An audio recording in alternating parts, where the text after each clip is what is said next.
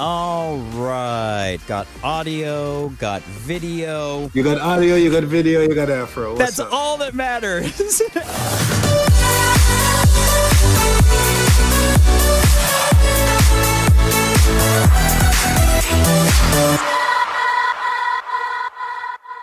Afrojack, it has been way too long. Welcome back to America's Dance 30. Thank you. How have you been?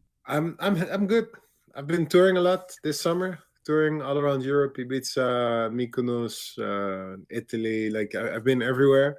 I just had a show in Kazakhstan this weekend, and next week I'm going to Uzbekistan. So making some interesting stops here and there. What is it even like there? Like, what's the scene like there? So the interesting thing is, like, everyone when they say Kazakhstan, they think like, my wife, Borat, my sister. But it's almost like Singapore. It's like a super advanced society, super high tech, very beautiful. Everything's brand new. So yeah, it's actually very impressive. Only the airport isn't. The airport's like out of the movie. I wasn't even thinking of the movie. I was thinking more DJ Regard, because Regard is from there, right? No, Imanbek is from Kazakhstan, but DJ Regard too? No way. Kosovo, Albania. Oh, it is Kosovo. All right, you know. That's like Kazakhstan is more like Asia, Russia. Even Europeans don't know it. Albania is like, it's very, everyone in Europe knows where Albania is. Did I just show how typical American I am? Oh, it's okay. I do have to say, it's like, you know where every state is. I know where every state is because I traveled through almost every state. But in Europe, like if you haven't actually been to Europe, like there's so many countries. It's like Europe has its own states, only their countries. It's like, I cannot blame you if you don't know that Poland is next to Germany and Austria is under Germany and Switzerland's under Austria. It's like we grow up with it, you know, we get it in school. Now you can actually drive it with a car. So now you're just showing off. No, but like, how long does it take to drive from New York to LA? Oh, God. At least 24 hours, I'd imagine. You can drive from Amsterdam to Venice, Italy in 12 hours. And by doing that, you drive through Belgium, France, Germany, Switzerland, and Italy in 12 hours. So it's like I live in Milan now. I have my studios in Belgium. I drive up and down all the time. So it's like kind of crazy when you think about it. Okay, oh yeah, today I've been in Amsterdam, Belgium, France, Switzerland, and Italy. It's like, wow, that's so crazy. Actually, it's not that crazy. When I fly to my studio, it's like a 1 hour and 20 minutes flight. But that's got to be such an amazing Milan drive because Antwerp. you're seeing so many different sceneries, right? Not that different. It's like there's a big cultural difference. Of course, everyone speaks a different language, but like if you're going with the car, like you're only seeing the gas station. So it's like, it's not that different. It's the same thing that like if you say like New York and Miami, it's like it's very different in the weather. Like the weather is different. And it's the same if you go from Amsterdam to Ibiza. Yeah, the weather is very different. It's a 2-hour flight. But like it's the same from New York to Miami is also a 2-hour flight. Yeah, but I can assure you driving in New York and driving Miami are two different culture shocks. Yeah. But of course, like, are you talking about Manhattan or just New York in general? I'm just talking about, comparing New York in general to Miami. Well, you could compare it to New York to Florida. That's like two different things. But I am spending a lot of time in Miami, I have to say. I really like it. See a lot of headlines, Florida man. No, it doesn't happen anymore. No, but, it still does happen. Unfortunately. It still happens? Yes, it still happens. Something about a crocodile in the swamp. Let's not talk about Florida stuff. Let's talk about your number one. Oh, wait. I'm sorry. You live in Orlando, right? I live in Tampa. Tampa. Okay, yeah, I have to come by. So I'm gonna be in Miami for almost all of October and November again. And I'm touring around America from there. Tampa was just ranked 16th city in the United States to survive a zombie apocalypse, if that tells you anything. It's a good thing. Go Tampa. Go Tampa. Well, congratulations on another number one with Theresa Rex. It went number one last week. Let Me Go. That's so awesome. Thank you. Thank you very much. It's I'm lucky. Me and Teresa, we made the song a while ago. It was the first record I made during COVID. And then a year later, I completely redid all the production. Holy crap. I didn't even realize that Yeah. you had already played it for me that long ago. Yeah. It's been out there for a long time. But of course, we changed everything because like the sound changed. Everything I played in my DJ set changed. And then, of course, during COVID, I had no idea what direction everything was going. So, no, but yeah, that's the first song actually that came out of COVID. So it did well. I'm very happy. Big shout out, of course, to everyone that supported it, including yours truly, Mr. Brian Fink. Hey, thank you. Oh, thank Uh, you. no, but it's important, you know. It's like I really started noticing in the last years that like getting a number one song isn't well. Of course, like it's a big part about the music, but it's also a big part about finding people that can help present the song. I used to always say like, sorry, I used to always say like, F it, I'm just gonna make music so good that it will reverberate automatically.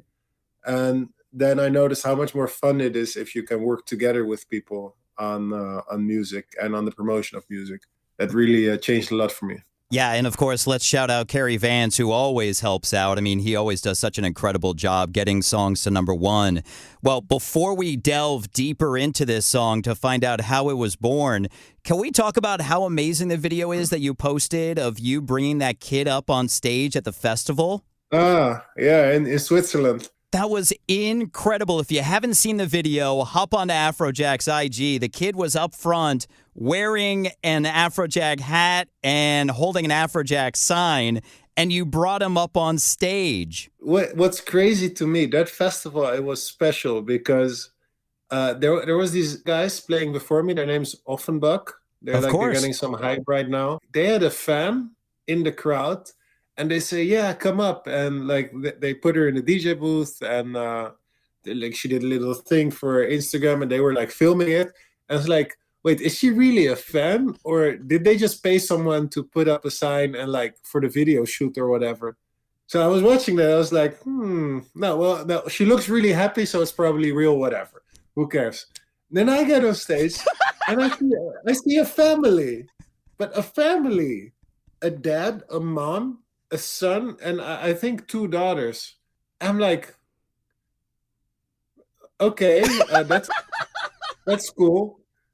But they were all like wearing Afrojack shirt and Afrojack hat. I'm like, really? Like this is my first time in Switzerland in years. Like, okay, well, appreciate it. And then Fritz said like, okay, let's get him on stage. I'm like, yeah, sure. But I was really kind of like surprised, like, wow, I have these fans in Switzerland I didn't know. And then the kid came on stage. He was so happy and he was crying. I was like, well, bring the family up. So then at the end of the show, we got the whole family up to say hi and stuff. It was pretty cool. The kid was very happy. Yeah, it But looked like it. it's interesting for me because like I was like, oh wow, I have some fans. Yeah, you see that Offenbach? I have fans too. So how much did you pay the family? No, I was lucky. I've been lucky. I gotta tell you honestly, I quit social media. What? No crap. Yeah, so I deleted Instagram and Twitter off my phone. X. Yeah. Uh, and then now I have a private Instagram account. I used to look at like things I like personally, more like Pinterest stuff or funny memes or whatever. But I was really like thinking like, do I really want to know what everyone is doing all the time? Like, do I really know that Brian Fink is watching a movie tonight, and that Adam Russakoff is having dinner at Mr. Chow's, and that this just happened at Electric Zoo? By the way, it's funny. I didn't know. I was talking to someone. It's like, yeah, what we're doing with this New York show. Oh, yeah, the promoter's not responding because of what happened with Electric Zoo. What happened with Electric Zoo? I didn't know anything because I didn't watch social media. So, of course, very terrible. Everything that happened, very sad for all the fans that couldn't see their favorite artist. Very sad for the promoter because he's in a world of poop right now. Yeah. So very sad for everyone. But not sad for me because I didn't know. But like I just want to like imagine how my day was like going on social media and seeing this DJ played that new track, this DJ did that. Maybe I should think about doing that too. Oh wow, electric you have this problem. I should call my agent. I should call the promoter. I should do this. No, you know what I did? I had breakfast. And I was thinking like, what kind of song should I make today? So like, I really have to say, like, of course you need social media for work or for communication, but I would really suggest to like put it in a certain moment in your life or like give it a certain time. But you don't need all that information. And for me, it's like since I deleted it, like what, a month ago or something, it's so chill. I bet. It's so nice. The only thing I do have to say is like I really miss fan interaction. That's a big thing because of course like before I could go on Twitter or Instagram, so like, yo, I'm doing this. What you think about it? And now it's like I'm doing this. Hey Brian, how are you? Would you like to listen to a new song? Oh, so that's why I got videos of your dog licking you. You know what? You can post a video. You use it for your social media, and you tag me, and that's something that I would usually post on my own Instagram. And now I was like, I don't have nothing to post. Sometimes it's okay. I got to tell you, I mean, I'm severely jealous because social media as a job is exhausting. It is a completely separate career, so I totally get it. I don't know if it's good for my business. I don't know if it's good for Afrojack, but it's good for me. And I am Afrojack, so probably it will work itself out. I think it will. Well, if you haven't heard yet, did you hear what went on at Burning Man? No, tell me. Oh, seriously? You don't know? No, I don't know. What happened? So, do you remember the last year of Tomorrow World and how it was yeah, the zombie apocalypse. That's what happened Atlanta. At Burning Man. But people know that. That's what they sign up for. It's a zombie apocalypse. Yeah, but dude, people no power, no showers, no food. Good luck. But people were stuck there because there was a crazy rainstorm that came through and people were legit stuck there. Like could not get out of Burning Man. It was insane. All right, is everyone okay? I'm going to have to send you a newsletter so you're up with everything. No, but I have to say, it's nice. And then I can actually hear about it from a friend, which is even nicer than seeing it on some random blog. Like, no disrespect, but, you know, like you're going to draw your own conclusions. You don't know what happened. But I have to say, I was watching a lot of Burning Man DJ sets from last year. So, yeah, Burning Man looks cool. You know what's interesting right now about the whole, like, the DJ scene? Like, everyone on the industry side of things, like, oh, yeah, you have to play this underground event. You have to play this, and you have to play more calm. Like, I like calm music, but when I go to a festival, I want to go hard. Right. I'm sorry. I'm still going to go hard. I love kind of music. Amazing. I can dance to it for 3 hours, 4 hours. And then I want some Carl Cox to get into the groove, and then some Swedish House Mafia, and then I'll go on top of that with beepity beepity beep. Beep, beep. Oh my God, I have to snip that. I always said this to people. It's like, just because you love chicken doesn't mean you are chicken. Like, sometimes I like to eat salmon, sometimes I like to eat chicken, sometimes I like to eat pancakes. I love pancakes.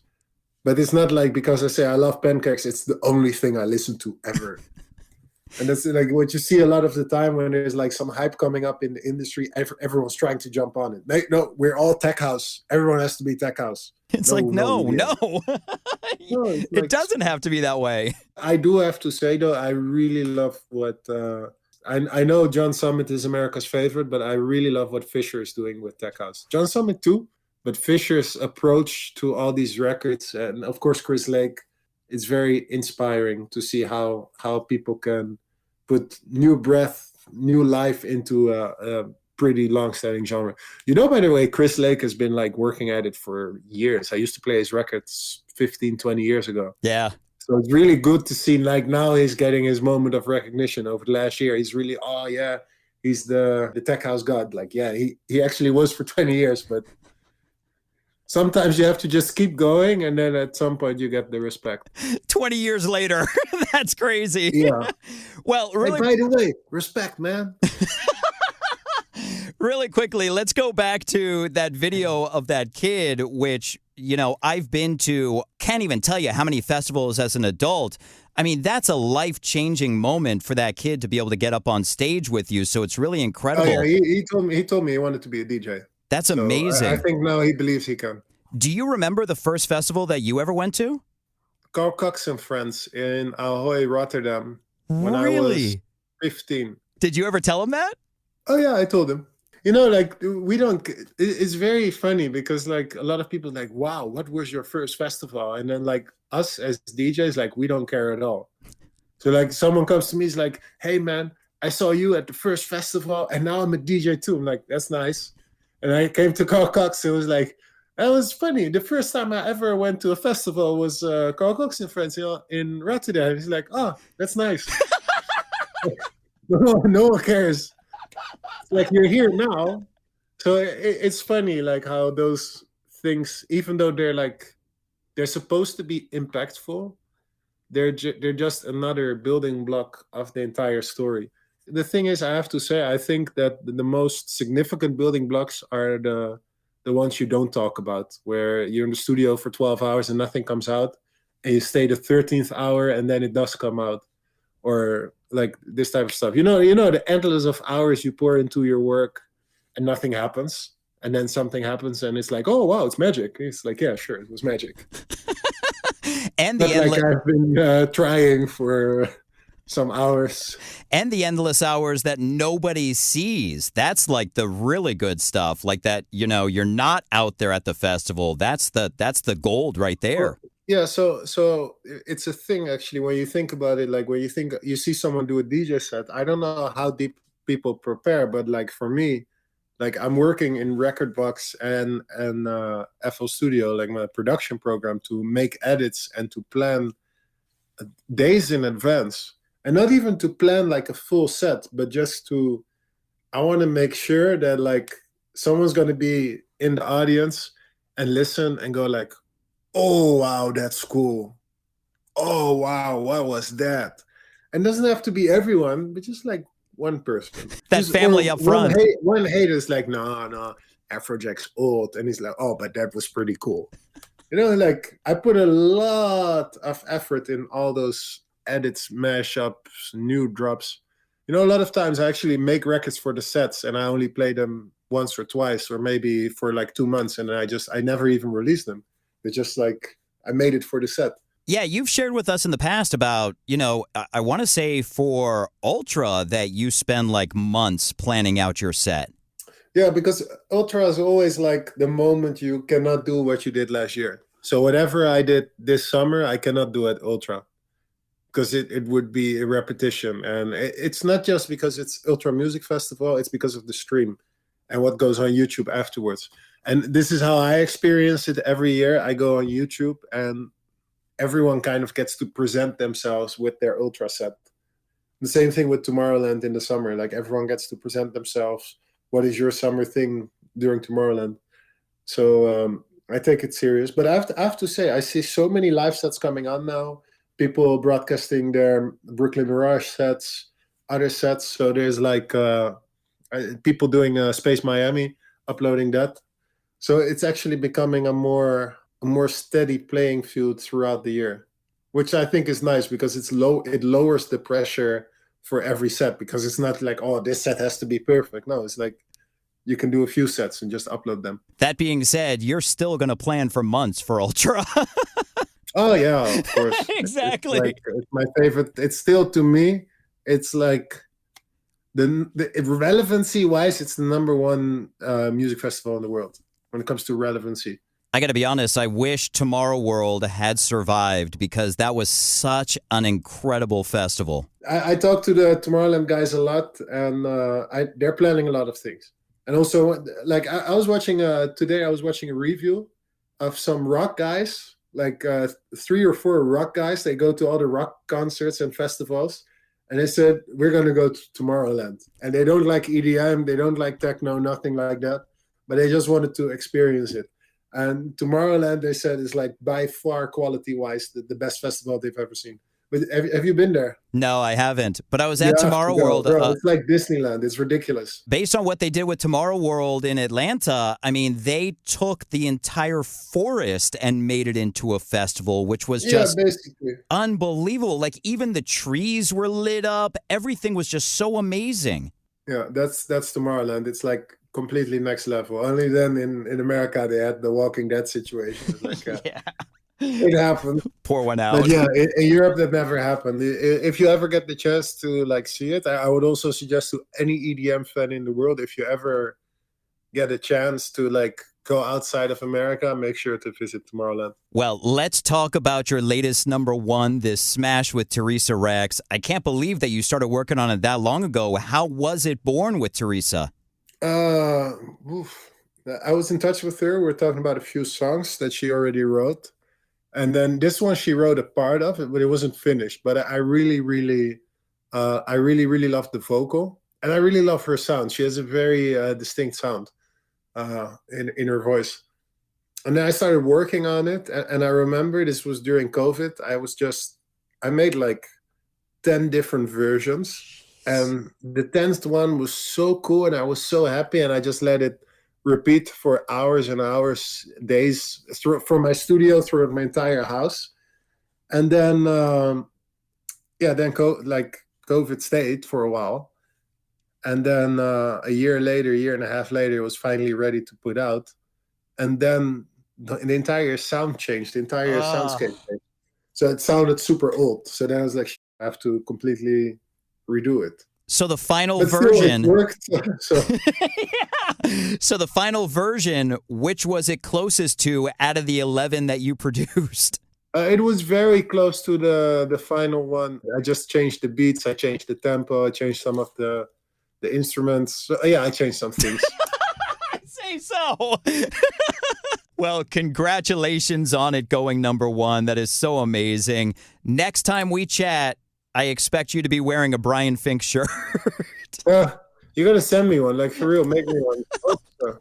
I'll make you a one-off, just for you. Yeah, make me a one-off, double XL, to make sure. Like because I'm working out a lot now, so sometimes I'm super buff, sometimes I'm super skinny, or so, like a little bit chubby. So make it double XL so I fit it for sure. All right, that sounds good. Nick, Afrojack, congratulations on another number one. It's always awesome chatting with you. Thank you so much for your time on America's Dance 30. Thank you so much. See you soon.